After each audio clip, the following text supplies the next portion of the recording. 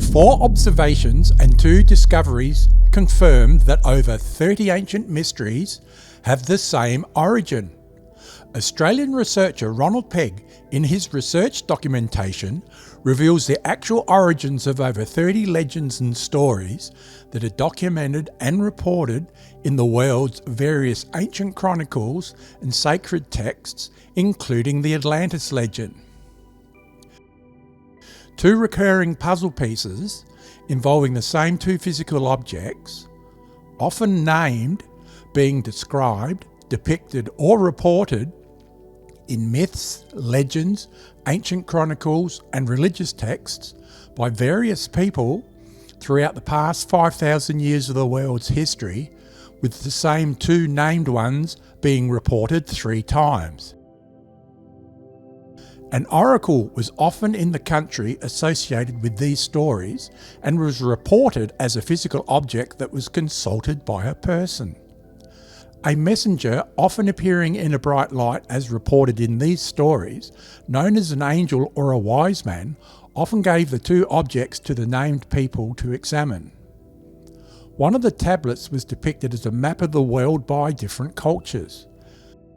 Pegg noticed that they all had the same basic shape, then questioned the meaning of this similar Egyptian glyph. Another Australian researcher investigated, and in his paper reveals that on the papyrus of Ani, the same 2 physical objects are depicted, but more importantly, so are computer parts.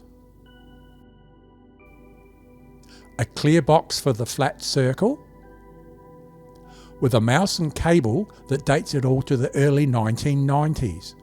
Eddie not only verified that the glyph is of a compact disc, but he confirmed the identities of the 2 reported objects, being the 1995 Ancient Civilizations of the Mediterranean and the 1993 Grollet Encyclopedia Release 6.